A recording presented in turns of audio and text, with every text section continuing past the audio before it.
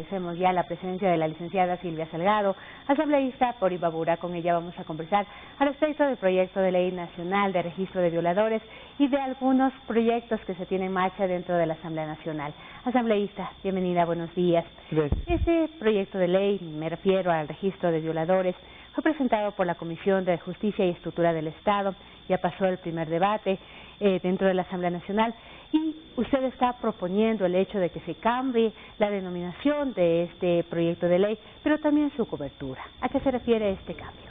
Bueno, primero poner en contexto de que este registro fue una recomendación de la investigación que realizó la Comisión AMPETRA. Y obviamente este registro tiene su razón de ser toda vez que se detectó hechos reincidentes, que una persona con estas características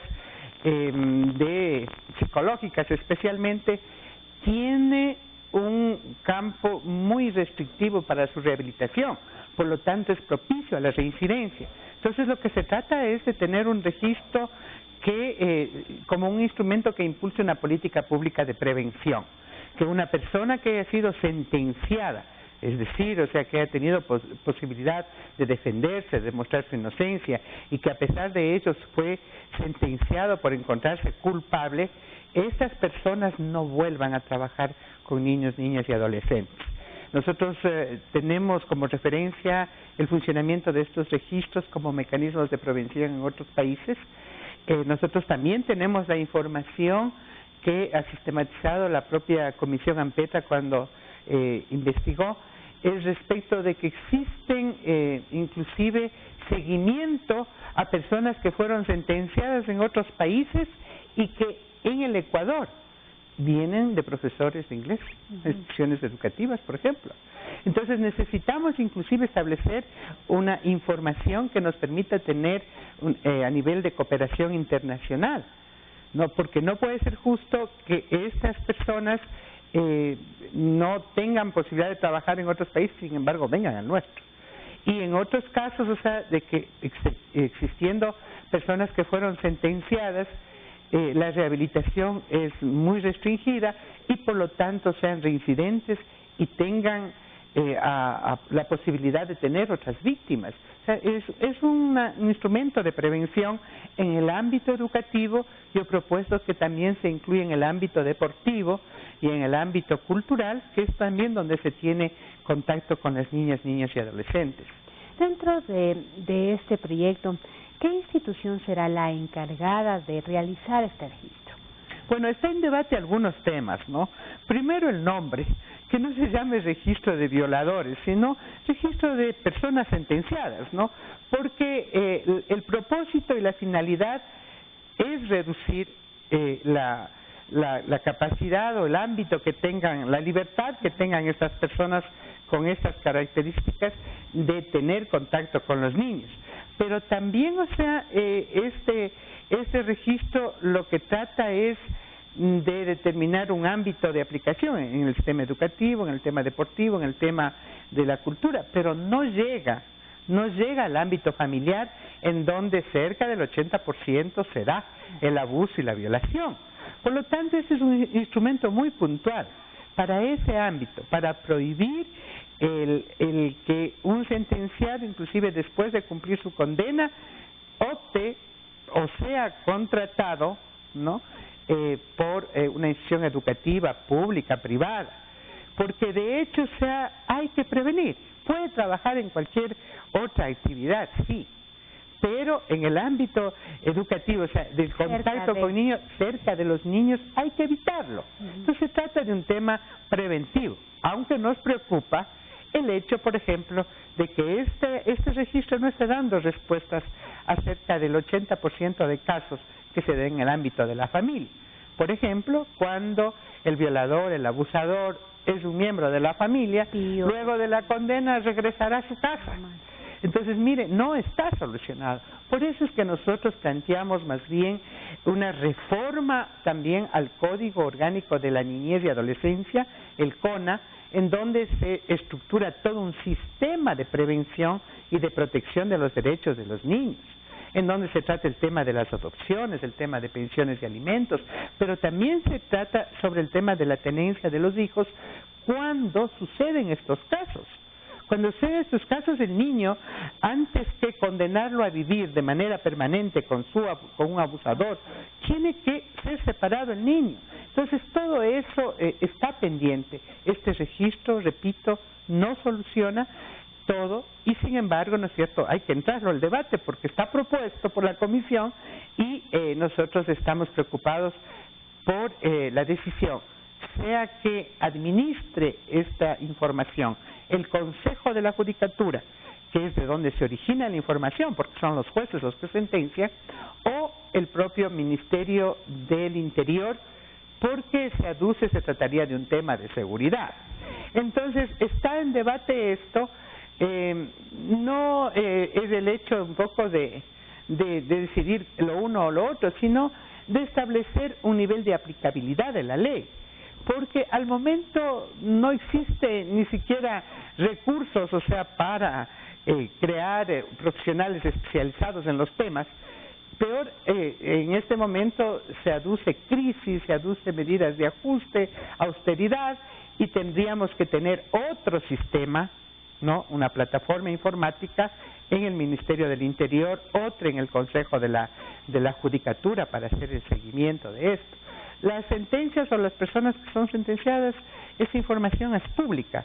Lo que aspiramos es a tener un registro específico que permita inclusive dar un certificado a las personas que aspiran a ser contratados en el ámbito de lo público y lo privado para trabajar con niños, de no estar en ese registro. Entonces, por eso, mire, es más fácil decir, deme un registro o un certificado del registro, que no estar con el estigma de llevar un registro de no ser violador, ¿no? Entonces, hay que pensar en el resto de personas también. Entonces, hay muchos temas todavía que aportar en esta ley, que debatirla. Entonces, asambleísta, no cabe el término de registro. Lamentablemente, bueno, así no debería, porque debe manejarse todos estos puntos que no se están tratando al respecto de lo que usted manifiesta, el hecho de que cómo tener a un pariente que ha sido violador y que venga a vivir nuevamente en casa. Todos estos puntos no se deben solamente a un registro. Hay que perfeccionarle la ley, hay que encontrar la finalidad de esta ley, el ámbito de aplicación. Al momento no tiene, la ley únicamente crea el registro, por eso es nuestro cuestionamiento, y nuestras recomendaciones son mucho más integrales. Aspiramos entonces a que se priorice la reforma al Código de la Niñez. Sin embargo, si hay la decisión de aprobar la próxima semana este registro, nosotros tenemos que hacer las aportaciones, las observaciones, para que contribuya.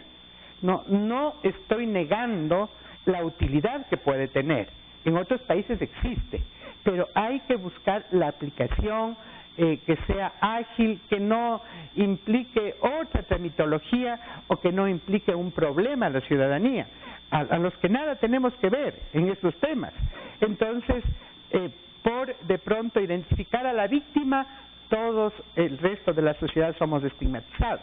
Entonces hay que tener el tiempo, las observaciones adecuadas. Me reuní esta semana con algunas organizaciones y hay importantísimos aportes. ¿Como cuál? Por ejemplo, hay una propuesta que me parece que hay que repensarla.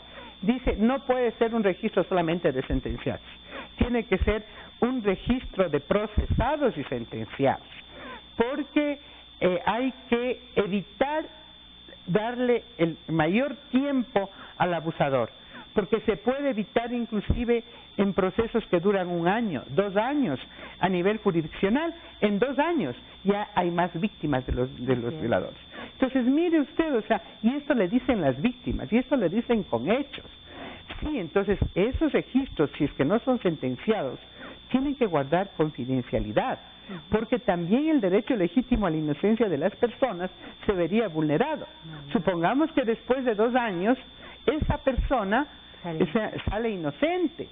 Entonces, todo eso no es fácil decir, hay que hacer un registro y ahí van todos, sino hay que guardar no los derechos de las personas que están establecidos en la Constitución, en las convenciones de derechos humanos, de derechos de los niños, pero siempre prevaleciendo el interés superior del niño. Entonces son temas que estamos en discusión, al igual que otros, y que tienen conexión, por ejemplo, con el tema del Código de la Salud. A ese mismo tema íbamos a topar, asambleísta. Se está tratando ya en la Asamblea Nacional, en segundo debate, el Código Orgánico de la Salud, temas importantes como la legalización del aborto también, que es parte del tema de la salud, y también el uso como del cannabis. ¿Qué pasa con esto que está ya en segundo debate y está a punto de decidirse? Bueno, está cerrado ya el segundo debate. Estamos esperando que el presidente convoque, ojalá esta semana, ya la votación. Dos cosas que me parece importante informar a la ciudadanía, porque son temas sensibles y porque causan interés, y la mala información o desinformación puede generar otro tipo de reacciones. El Código Orgánico de Salud no despenaliza el aborto, hay que decirlo con entereza, con firmeza. Lo que hace respecto del aborto es evidenciar ante todo, porque las leyes son frente a realidades. Más de 453,000 abortos se ha practicado en este país desde el 2015 hasta hoy. ¿En qué condiciones y por qué causas? Hay muchas de las causas, no solamente es el tema de la violación, hay muchas causas. Sin embargo, en las casas de salud o los profesionales de la salud, hoy, porque el aborto está penalizado, a excepción de dos causales, estas personas que han tenido que vivir casos de violación, o sea, aborto en curso presentado ante una casa de salud, no han sido atendidas, o han sido atendidas con el temor que implica ser criminalizadas. Por lo tanto, lo que dice el Código de la Salud es la obligación de garantizar la atención médica de un aborto en curso, no de legalizar o no. Por lo tanto, o sea, en esto hay que estar claros, porque de todas formas, o sea, la salud es proteger la vida y la responsabilidad del Estado es proteger la vida. Puede haber un aborto en curso por una mala práctica médica, puede haber, o sea, inclusive por desnutrición, puede haber un aborto en curso por un aborto clandestino previo, puede haber un aborto porque una niña fue violada y su vientre no estaba preparado para tener un hijo. Entonces hay muchas causas. Puede haber un aborto porque el producto está fuera del útero. Entonces hay muchas causas. No se puede decir que el Código Orgánico de Salud legalice el aborto. No, de ninguna manera. Lo que dice es garantizar la atención de salud de los abortos terapéuticos, de emergencias obstétricas, y atender cuando viene un aborto en curso. Peor aún, mayor atención cuando se trate de niñas.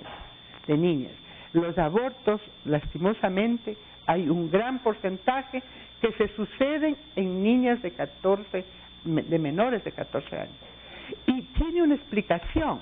¿Cómo puede una niña tener a lo mejor inclusive un embarazo y un resultado final sin contratiempos si es una niña? O sea, muchas veces su propia condición de niña hace que sea propensa a un aborto, y no atenderlo, y no habilitarlo, recriminarlo. Eso yo creo que es una realidad en la cual madres de familia, la familia en su conjunto, tenemos que ser muy objetivos. Esto no garantiza un aborto libre ni despenaliza el aborto. Tenemos otras leyes que van a tratar y que vamos a debatir eso. Y en cuanto al cannabis, mire, hay enfermedades catastróficas, hay enfermedades de dolor extremo, en donde el cannabis es utilizado como una medicina paliativa al dolor. No podemos, o sea, nosotros negarnos a que existen evidencias científicas de que es imperioso. Por lo tanto, no legaliza el uso recreativo de la marihuana ni del cannabis, ni autoriza la siembra para cualquier uso. No, dice que se puede utilizar y regular medicinas hechas del cannabis para tratar estas enfermedades. Entonces estos son los mitos, ¿no? Asambleísta, el tiempo en televisión es bastante corto, pero no quiero despedir la entrevista sin preguntarle algo. Una semana están ya los jubilados fuera de la asamblea en una huelga de hambre. ¿Qué van a hacer los asambleístas ante esta situación reclamando sus derechos? Bueno, lo que está en el marco de nuestras competencias, se ha puesto 2 juicios políticos al ministro de Economía. Ojalá esto nos sirva como un mecanismo también de presión. Aquí no se trata de desestabilizar a nada, pero de ser conscientes respecto a quienes reclaman un derecho. Personas mayores de 70 años, personas que tienen enfermedades graves y que un día, 2 días en una huelga de hambre puede producirse una descompensación y poner en riesgo la vida. Nosotros hacemos un llamado desde acá para que se dé la prioridad y la atención. De nuestra parte asignamos 350 millones hace un año. No se ha pagado, no se ha utilizado esa asignación. Esperamos entonces esta semana se dé paso a un arreglo que permita levantar de manera inmediata y proteger la vida de nuestros adultos mayores. Muy bien, nosotros queremos agradecer la presencia de la licenciada Silvia Salgado,